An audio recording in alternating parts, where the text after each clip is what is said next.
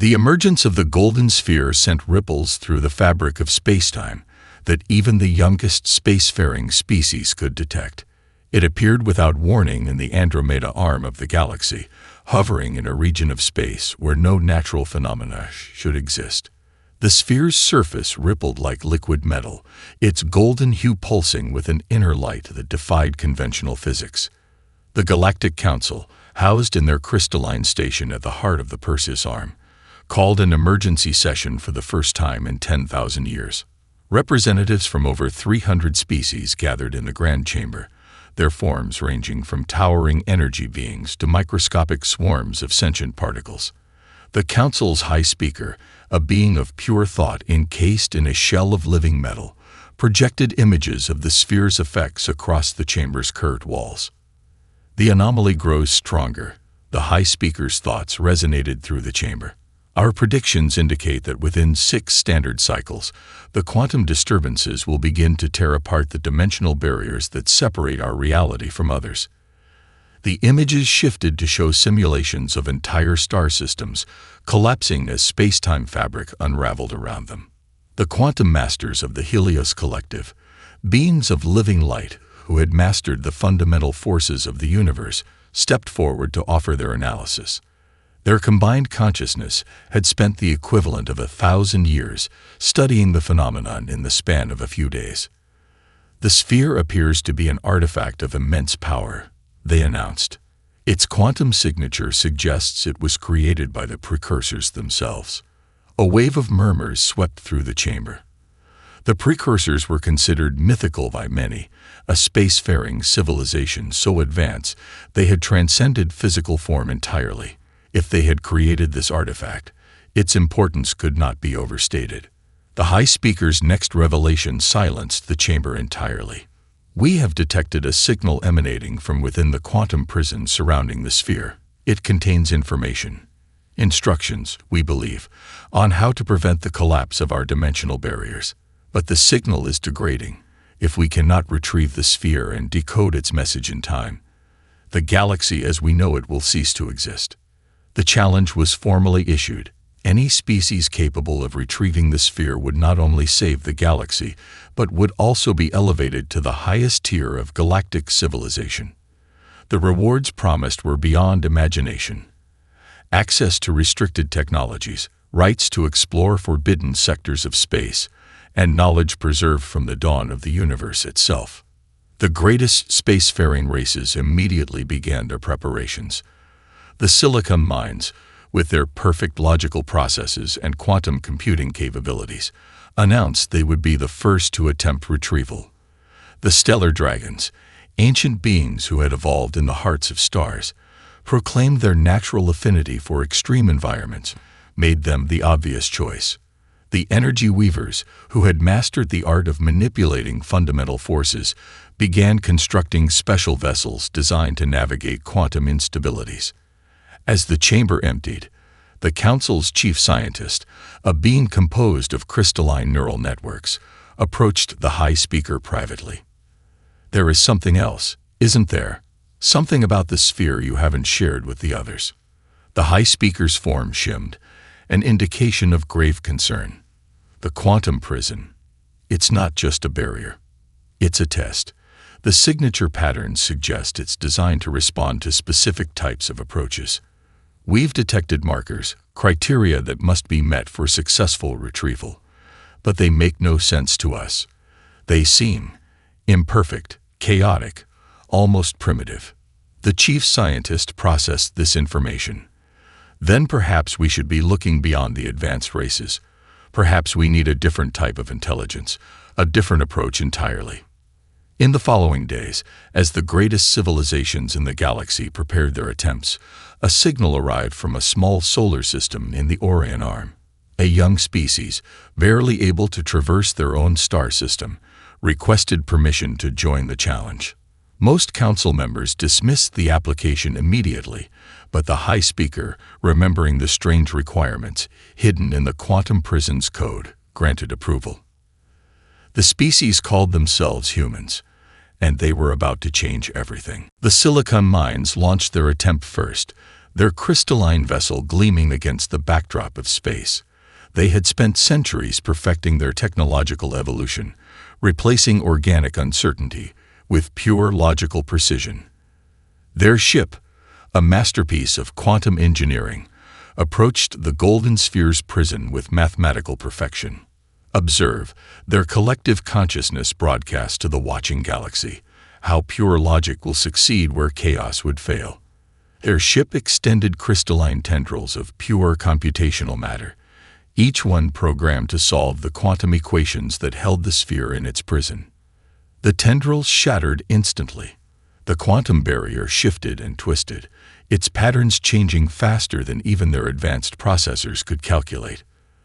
The silicon mines retreated, their perfect crystalline form showing cracks from the computational overload. They had failed to consider that some patterns might be intentionally illogical. The stellar dragons arrived next, their massive forms rippling with solar energy. They had evolved in the hearts of stars, their very essence forged in plasma and fire. Their leader, a being whose scales shimmered with the light of 1,000 supernovas, spoke with confidence that rattled nearby asteroids. "We are children of stellar fire," the dragon elder proclaimed. "No barrier can withstand our celestial might." They dove straight into the quantum prison, their bodies channeling the raw power of their stellar heritage. For a moment, it seemed to work. The barrier fluctuated under their assault, its golden surface dimming slightly. Then the prison adapted. It turned their own energy against them, transforming their stellar might into quantum knots that bound their forms. The dragons retreated in disarray, their pride wounded more than their ancient bodies. They had learned that raw power alone could not overcome this challenge. The energy weavers approached with more subtlety. They had spent millennia learning to manipulate the fundamental forces of the universe, weaving gravity and electromagnetism like threads in a cosmic tapestry. Their ship was a marvel of engineering, designed to slip between the quantum threads of reality itself. "Watch as we unravel this puzzle with precision," they announced, their ship extending fields of pure energy that probed the barrier's structure. They worked with incredible delicacy, attempting to find the loose ends in the quantum prison's pattern. The barrier responded by weaving their energy fields into its own structure, turning their careful manipulations into part of the prison itself. The energy weavers found themselves entangled in their own technique, forced to sever their connections and withdraw before their ship became permanently bound to the anomaly. The Nano Collective made the next attempt, billions of microscopic machines working in perfect harmony. They had transcended individual existence, becoming a single consciousness spread across countless tiny forms. Their strategy was to infiltrate the quantum barrier at the subatomic level, slipping through gaps too small for larger beings to perceive. The barrier's response was elegant in its simplicity. It shifted its structure to exist between dimensions, scattering the nano-collective across multiple planes of reality. It took them 3 days to reassemble their consciousness, and they withdrew without another attempt. As each failure was broadcast across the galaxy, the Galactic Council's concern deepened. The High Speaker convened an emergency session, their metallic form reflecting the golden light of the chamber's emergency beacons. "We have witnessed the failure of our most advanced civilizations," they announced. "Each attempt has not only failed but has strengthened the quantum prison. It learns from each approach, adapting its defenses. Time grows short, and the dimensional barriers continue to weaken." The chief scientist's crystalline form pulsed with new data. The human vessel approaches. They call it the Prometheus, named after some figure from their mythology who gave fire to their primitive ancestors. The chamber filled with dismissive gestures from various species. How could these humans hope to succeed where the greatest civilizations had failed? Their ship was visible on the quantum scanners now, looking absurdly simple compared to the advanced vessels that had already attempted the challenge. Yet something about its approach was different. The humans weren't charging in with overwhelming force or attempting to outsmart the barrier. They were doing something entirely unexpected. they were stopping to observe. The Galactic Council's research division spent 3 full cycles analyzing the human application before presenting their findings. The chamber fell silent as the chief scientist projected a holographic image of Earth, a seemingly unremarkable planet swirling with blue oceans and white clouds. Their species has existed for a mere blink of cosmic time. The chief scientist began, their crystalline form refracting light as they moved. Yet their historical records show something fascinating. These humans have faced extinction-level events no fewer than 12 times, and each time, they not only survived but emerged stronger. The display shifted to show various moments from human history: cities rising from ashes, communities rebuilding after disasters, civilizations adapting to climate changes. They lacked natural defenses entirely. No scales, no enhanced healing, no telepathic abilities. Their bodies are remarkably fragile, yet they've managed to survive in environments ranging from Arctic ice to scorching deserts. A member of the Energy Weavers interrupted, their form flickering with skepticism. Surely you're not suggesting we pin our galaxy's survival on a species that hasn't even mastered faster than light travel? Their technology is primitive at best. The chief scientist's response was to display the schematics of the Prometheus.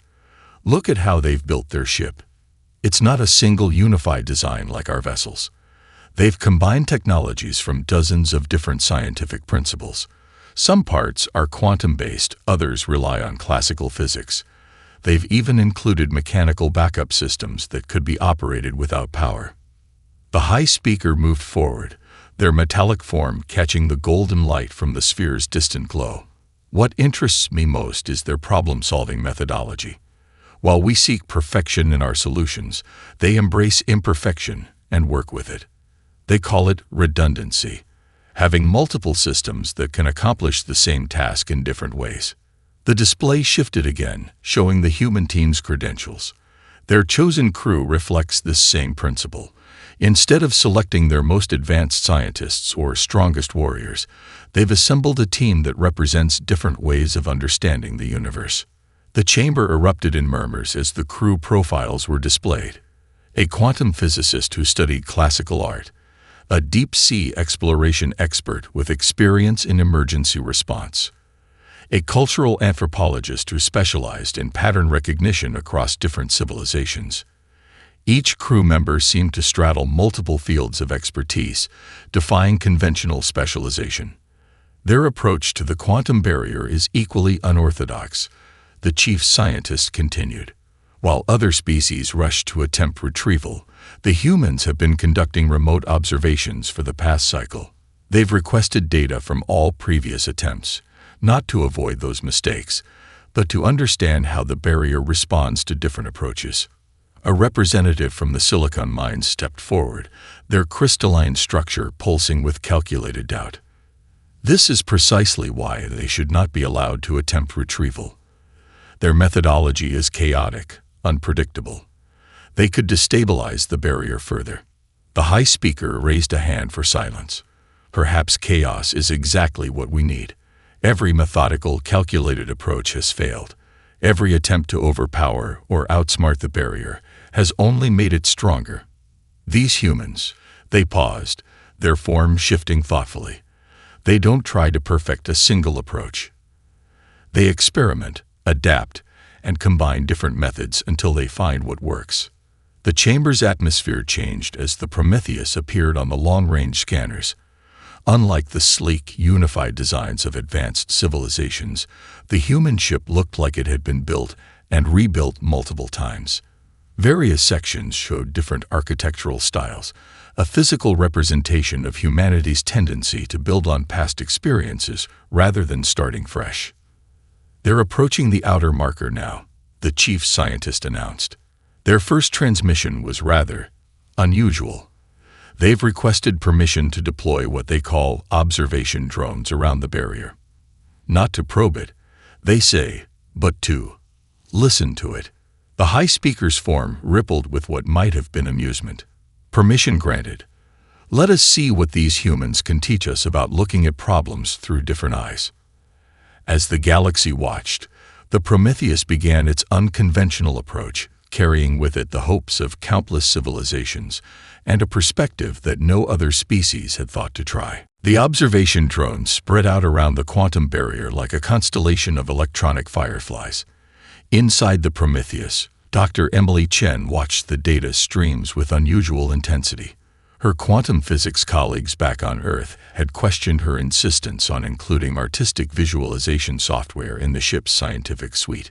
Now, as the barrier's patterns danced across her screens, she adjusted the display to show the quantum fluctuations as flowing brushstrokes of light. "The barrier isn't just changing randomly," she announced to her teammates, her fingers tracing patterns in the air. "It's more like it's breathing. Look at these rhythms. They remind me of the golden ratio in classical art." Michael Santos, the deep-sea adaptation specialist, leaned forward in his chair, his eyes reflecting the shifting patterns. After spending 15 years studying life forms that thrived under crushing oceanic pressures, he recognized something familiar in the barrier's behavior. It's like watching a deep-sea creature respond to pressure changes. The barrier doesn't just resist, it redistributes energy through its entire structure. The Galactic Council's observers, watching through the ship's transmitted feed, exchanged confused messages. The humans weren't attacking the barrier or trying to decode it. Instead, they seemed to be treating it as something alive, something that could be understood rather than overcome. Dr. Rachel Wong, their cultural anthropologist, had arranged her station to display data from every failed attempt alongside Earth's historical records of first contact situations. Each species that tried to breach the barrier approached it from their own cultural perspective, she noted. The Silicon Mines treated it as a puzzle to be solved. The stellar dragons saw it as an obstacle to be dominated. What if those assumptions were part of why they failed? The fourth member of their core team, engineering specialist James O'Connor, moved between workstations with the practiced ease of someone who had spent a lifetime adapting different technologies to work together. His tools were a mixture of advanced quantum instruments and surprisingly simple mechanical devices. "Whatever built this barrier," he muttered while calibrating a sensor array, "they understood something about redundancy. Every layer has multiple functions, multiple ways of maintaining itself." The Prometheus itself reflected this philosophy of combining different approaches. Its hull incorporated both advanced energy shielding and old-fashioned physical armor. The ship's computer systems ran on quantum processors, but maintained backup systems using classical computing. Even the observation drones were a mixture of technologies, some using quantum entanglement for communication, while others relied on simple radio waves. "We're ready for the first resonance test," Emily announced, her hands moving across her console with practiced precision. The ship had positioned itself at a carefully calculated point where several of the barrier's energy patterns intersected. Instead of trying to break through these patterns, they planned to try something no other species had attempted: establishing a dialogue with the barrier itself. The observation drones began emitting carefully calibrated energy signatures, not trying to match the barrier's patterns exactly, but complementing them. Michael adjusted the emissions based on his understanding of how deep-sea creatures communicated through pressure waves. Rachel provided input on how different civilizations had historically established first contact protocols. James monitored the ship's systems, ready to adapt their approach at a moment's notice. "Whatever happens, we've got redundancies for our redundancies," he assured the team. "If one approach fails, we switch to another without missing a beat." The Galactic Council's observers watched in fascination as the humans implemented their unconventional strategy. Where other species had brought overwhelming force or perfect logic to bear against the barrier, these humans were essentially trying to dance with it, to understand its rhythm, and become part of its pattern rather than disrupting it. "Energy patterns are shifting," Emily reported, her voice calm but excited. "The barrier isn't fighting against our probes like it did with the others. It's responding, almost like it's curious about us." As the team worked, the barrier's golden surface began to shimmer in new ways, its patterns subtly shifting to interact with the drone's emissions. The humans had achieved something unprecedented. They had gotten the quantum prison's attention, and it was starting to communicate back. The Prometheus's observation drones had been transmitting their resonance patterns for 6 hours when Emily noticed something extraordinary in her artistic visualization display. The barrier's responses weren't just random interactions. They were forming recognizable patterns, like ripples in a pond responding to multiple raindrops. "Look at this," she called to her teammates, adjusting the display to show a three-dimensional representation of the quantum fluctuations. The barrier isn't just mimicking our signals. It's creating variations, like it's trying different harmonics of our base frequency. Michael moved to her station, his experience with deep-sea pressure patterns providing unexpected insight. "It reminds me of how whales modulate their songs underwater. They don't just repeat calls. They build on them, create variations, establish dialogue." Rachel's anthropological databases were running correlations with known first contact protocols across human history. Every successful first contact in our history started with finding common ground, a shared frame of reference. She pointed to a particular pattern in the barrier's response. "See how it keeps returning to this base sequence? That could be its version of a greeting, a foundational pattern we need to understand." The Galactic Council observers, still monitoring their transmissions, were witnessing something unprecedented. Where other species had tried to impose their will on the barrier, the humans were engaging in what appeared to be a primitive form of dance with it. Their approach seemed chaotic, unstructured, yet there was an underlying method to their seeming madness. James had modified several of the observation drones to emit different types of energy signatures simultaneously. "If this is a conversation," he suggested, working on a drone's calibration, "then maybe we need to speak multiple dialects at once. Not just quantum frequencies, but electromagnetic, gravitational, even basic radio waves." Emily's screen suddenly lit up with new activity. The barrier was responding to their multi-channel approach, its patterns becoming more complex, but also more organized. She quickly adapted her visualization software, and the team watched in amazement as the quantum fluctuations began forming structures that looked almost like written language. "It's not just patterns," Rachel breathed, her eyes wide with realization. "It's a story. The barrier is trying to tell us something about itself, about why it's here." Michael had seen similar communication patterns in the deepest ocean trenches, where creatures evolved entirely different ways of sharing information. "We need to think beyond our normal parameters," he suggested. "In the deep ocean, some species communicate through pressure changes, bioluminescence, and chemical signals all at once. What if we tried?" Before he could finish, the barrier rippled with new energy. The council observers registered alarm. Previous species had seen similar energy spikes right before their attempts failed. But this time was different. Instead of attacking or defending, the barrier was changing its structure, creating what looked like a pathway through its quantum layers. "It's not a prison," Emily said suddenly, her hands flying over her console as she adjusted their sensors. "At least, that's not its primary purpose. Look at these base patterns. They're not meant to keep things out. They're meant to test if whoever approaches is ready to understand what's inside." James had already begun modifying their sensor array to better map the pathway that was forming. The other species treated this like a wall to break through or a code to crack. But it's more like an adaptive interface. It changes based on how you interact with it. Rachel's cultural databases were correlating the pattern changes with historical examples of cultural exchange. Every advanced civilization we've studied has some form of initiation rite, a test that measures not just ability but understanding. What if that's what this is? The team watched as their multi-channel approach continued to elicit new responses from the barrier. Each interaction revealed more about its nature, and more importantly, about why their human approach was succeeding where others had failed. They weren't trying to prove their superiority or demonstrate advanced technology. They were trying to understand, to learn, to adapt. And the barrier, it seemed, found this approach intriguing enough to begin revealing its secrets. The pathway through the quantum barrier beckoned like a corridor of golden light, but the human team knew better than to rush forward.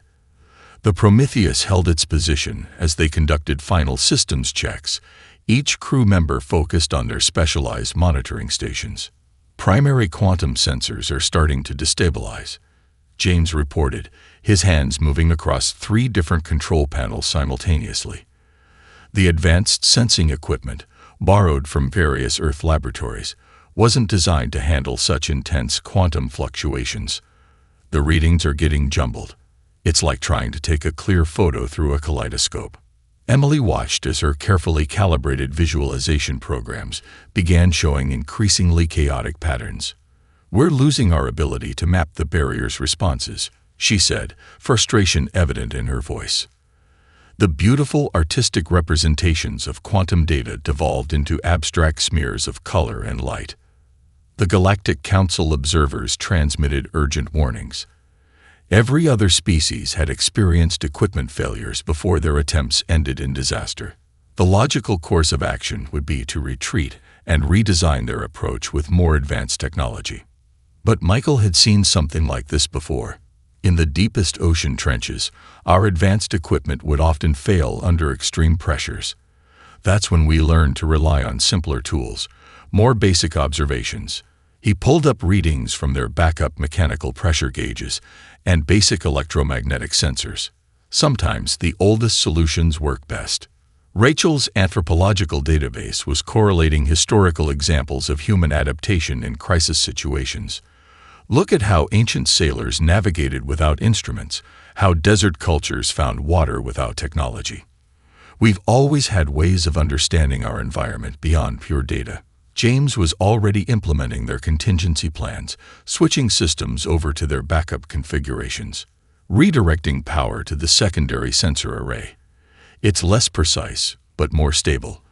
We might see less detail, but at least we'll see something clear. The Council observers watched in bewilderment as the humans deliberately powered down their most advanced systems. The Prometheus switched to what appeared to be primitively simple monitoring equipment, augmented by basic mechanical sensors and analog backup systems. Emily adjusted her approach, working with the simpler data streams. Without the quantum interference, these basic patterns are actually easier to interpret. It's like, she paused, finding the right analogy. It's like looking at a painting from a distance instead of analyzing each brushstroke. The barrier's response was immediate and unexpected. The chaotic fluctuations in their remaining sensors smoothed out, becoming more regular and readable. The pathway they had discovered seemed to stabilize, its edges more clearly defined. "It's testing our adaptability," Rachel realized, her eyes wide with understanding. Every advanced species tried to overcome the barrier with pure technology. But we're showing we can work with limited resources, adapt to changing conditions. Michael nodded, recognizing the pattern from his deep-sea research. The most successful species in extreme environments aren't always the most advanced. They're the ones that can adapt when their usual methods fail. They find new ways to survive, to communicate, to thrive. James had finished reconfiguring their systems, creating a hybrid approach that combined simple mechanical sensors with minimally powered quantum detectors. "We're getting clearer readings now. Not as detailed as before, but more stable. Sometimes less is more." The Prometheus began moving forward cautiously, guided by this combination of basic sensors and intuitive observation. Rather than fighting against the quantum distortions, they worked with them, adjusting their course based on simple readings and visual cues. Emily's simplified visualization display showed something remarkable. The barrier isn't just letting us approach, it's actively stabilizing around us. It's responding to our adaptation, matching its patterns to our new level of observation. The Council observers transmitted data showing that the dimensional instabilities throughout the galaxy had begun to slow their progression. Whatever the humans were doing, however primitive it might appear, was having a positive effect on the crisis. Rachel summed up what they were all realizing. Maybe the test isn't about proving how advanced we are. Maybe it's about proving we can handle not being advanced, that we can solve problems even when we lose our technological advantages. The Prometheus continued its careful approach, each small success building their understanding of what the barrier truly wanted from those who sought to interact with it. The Prometheus drifted deeper into the quantum barrier's newly formed pathway, its simplified sensor array painting a picture of swirling golden energy. The crew had stripped away their reliance on advanced technology, finding strength in basic observation and intuitive understanding. What initially seemed like a devastating setback had become their greatest advantage. "The pathway's changing," Emily announced, studying the basic waveform display that had replaced her complex quantum visualizations. "It's not just a straight route anymore. The patterns suggest it's forming some kind of spiral structure." Michael leaned forward, his experienced eyes recognizing something familiar in the barrier's movement. "It's like watching a nautilus shell form. The golden energies following the same mathematical principles we see in nature. The Fibonacci sequence, the golden ratio." James worked at his engineering station, now stripped down to essential systems. "Our basic electromagnetic sensors are picking up new frequencies. They're clearer than anything we detected with the quantum array." His hands moved across the simplified controls, adjusting their course to match the barrier's natural flow. The Council observers transmitted urgent data. The dimensional instabilities across the galaxy were beginning to synchronize with the spiral pattern forming around the Prometheus. Whatever the humans had stumbled upon was affecting the very fabric of space-time itself. Rachel's cultural analysis sparked a revelation. "Look at the pattern repetition in the spiral. It's similar to how ancient cultures represented the concept of knowledge being earned through successive trials. Each layer we pass through shows us something new about the whole." The Prometheus reached a point where the spiral pathway curved inward sharply. Their remaining sensors indicated that the quantum energy was densest here, creating what looked like an impenetrable wall of golden light. "We can't go through that," James warned, checking their structural integrity readings. "Even with our shields at maximum, the quantum density is too high."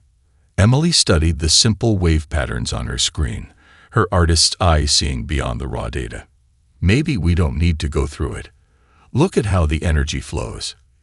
It's not a wall, it's more like a membrane, something that can be resonated with." Michael nodded, understanding immediately. "Like how certain deep-sea creatures navigate by creating pressure waves that interact with their environment. We don't need to break through. We need to become part of the flow." Working together, the team began implementing their most daring strategy yet.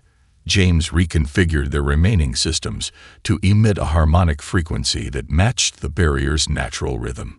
Emily used her understanding of wave patterns to fine-tune the output, while Michael advised on how to maintain stability within the intense quantum pressure. Rachel watched the barrier's response through the main viewport, her trained eye catching subtle changes in its behavior. The patterns we're seeing, they're starting to mirror patterns found in human learning and growth. It's not just testing our technology. It's testing our ability to understand ourselves. The golden sphere at the center of the quantum prison began to pulse in response to their efforts. Instead of trying to reach it directly, the team focused on establishing a resonance with the barrier itself, letting their ship become part of its natural flow rather than fighting against it.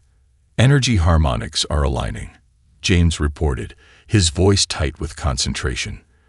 "The barrier's quantum signature is starting to match our own." Emily's simplified displays showed the spiral pattern completing itself around their ship. "It's like the barrier is accepting us as part of its own structure. We're not breaking through. We're being invited in." The Galactic Council observers watched in amazement as the Prometheus achieved what no other ship had managed. The quantum barrier, instead of fighting against them, began to fold around their vessel like a protective cocoon of golden energy. Michael's pressure sensors revealed the final truth. The barrier's not just letting us through, it's teaching us something. Each layer we've passed has shown us a different way of understanding the universe. Rachel's eyes widened with sudden understanding. "That's been the test all along. Not whether we could overcome the barrier, but whether we could learn from it, whether we could adapt enough to understand its message. The golden sphere pulsed one final time, and the pathway toward it became clear. The humans had succeeded not by conquering the barrier, but by learning to dance with it, to become part of its cosmic pattern. The golden sphere hung before them, no longer imprisoned but waiting, its surface rippling with patterns that mirrored the Prometheus's own energy signature. As the ship maintained its harmonious resonance with the quantum barrier, the sphere began to change, its form becoming more translucent, revealing layers of complexity within.